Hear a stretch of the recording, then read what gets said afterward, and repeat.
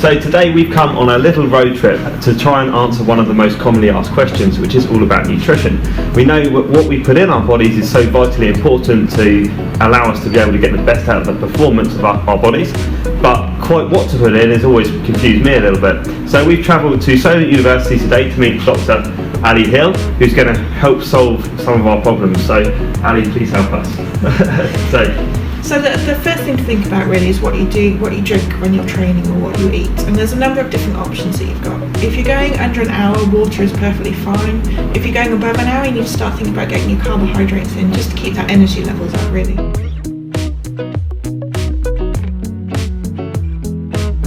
The simplest way to do that really is to make your own sports drinks. And what you're going to need for that is you're going to need some orange juice or any other type of fruit juice really, and you're going to need to check the back of it, and what you're looking for is the sugar content of it, and you're looking at it per 100 ml, and in 100 ml you want something that's between 8 grams of sugar to 16, and then basically what you're going to do is dilute it, and the reason that you do that is that it will give the right concentration of carbohydrates, the sugars that you need, and also the same concentration of salt really, and what that does is it just means that you're more efficiently able to replace your fluids and your sugars that you've lost. So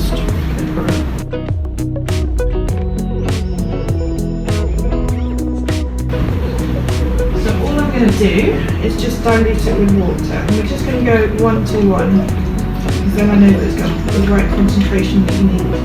So for the same amount of orange you put in, you're going to put the same amount of water? Yeah, okay. Yeah, so that works based on those sugar levels that I told you about earlier. Now if you're going between 1 and 2 hours, that's fine as it is, but if you've got a high sweat rate, or perhaps you're going over the 2 hours, or it's particularly hot, then you just need to add a little bit of salt. So it's not a huge amount. It's in a litre, you probably have about 1/4 teaspoon to 1/2 teaspoon, so I'm just going to put a pinch into this. Okay, so what I can see happening here, the longer our body's working for, we're trying to replace it, but we're trying to replace it with what's already existing in our bodies and what we're going to be into deficit in. Absolutely, right, yeah, definitely. Taste test. Yes. Okay, so here we go. Part water, the same part orange, and then a little bit of salt, because obviously I'm going to be working for a long period of time. I work very hard doing this video. And it actually doesn't taste salty at all. It just tastes lovely. Yeah, exactly. And it's exactly the same as you get in an Isotonic Sports Drink. But the big difference here is the price. So you get a litre of fruit juice for about 40p, 60p, something like that. And then that will make 2 litres of sports drinks. Whereas if you actually bought the sports drinks for about 750 ml, you're looking at £1 or 2. So you make a huge saving. Fantastic. So we know what to put in our bodies, we can save some pennies at the right time, and hopefully that's going to help us achieve those times we want to. So if that's helped you, then it's certainly helped me clarify a few things. Then we're going to do a series of different vlogs with Dr Alison Hill here. So do you want to just explain about those vlogs?